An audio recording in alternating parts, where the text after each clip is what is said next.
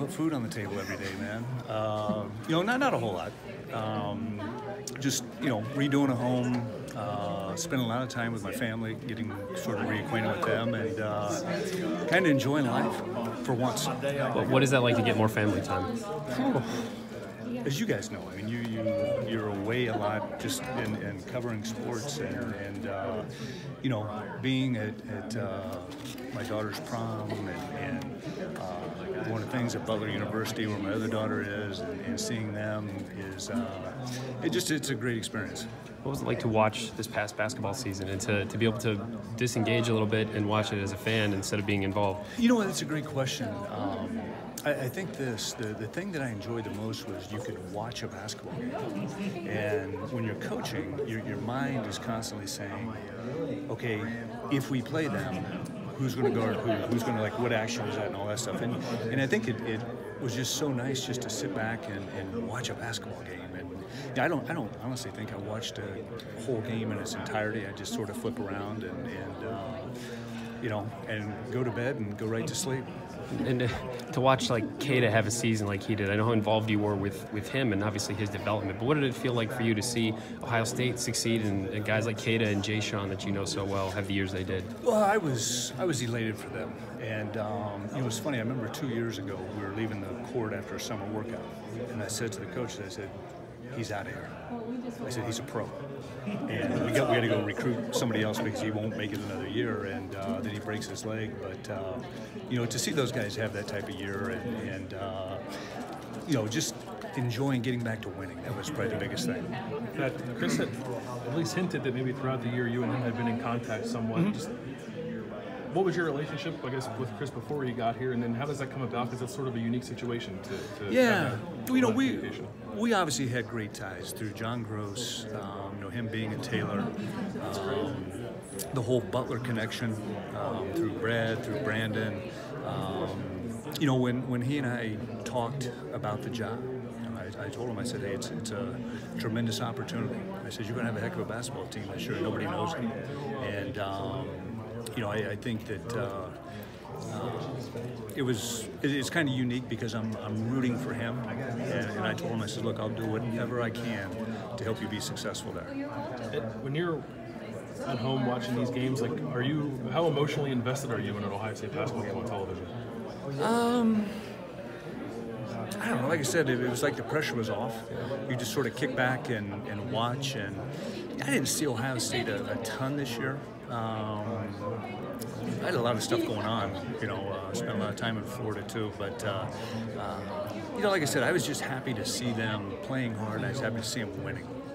There were obviously a lot of chatter about you toward the end of the season with potential jobs. Just where do things stand with you and possibly getting back into coaching? I don't know. The situations I was involved with this spring just weren't right.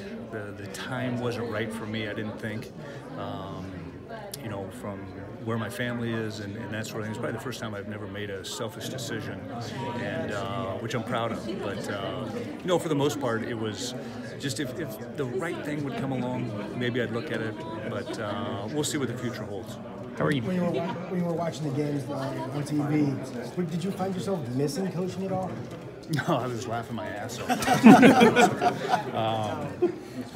I became the guy that coaches would call from 11 to 1 in the morning after a game, and they would say, you're not going to believe what happened, man. I'm like, no, I do.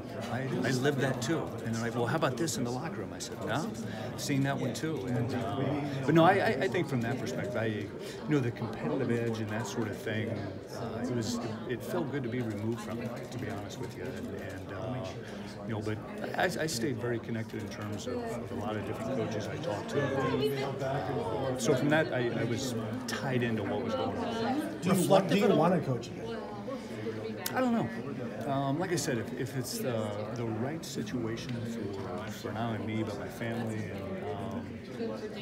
and just something that I would be dying to get to, I think that would be what would probably pull me back into it. Are you reflective at all as you watch basketball games? Do you reflect back on your time here or anytime in college basketball? You know what? It's funny. When I was moving, I was cleaning my office out of my house, and I called my wife in one night and he said, you know,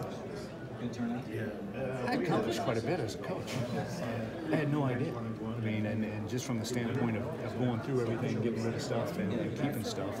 And so, yeah, I reflected a little bit, but I will say this, you know, in coaching, when you're coaching, you always remember the losses, you don't remember the wins. When you get out, you don't remember the losses, you only remember the wins. And so from that you know, side of things, it was good. But, you know, not once did I say, man, I wish I was back there, and which was a good thing. You mentioned talking to Chris. How much were you engaged with some of the former players like Jay, Sean, Kate, and them throughout this past season? And did they reach out to you? Yeah, a little bit. I wanted to be removed.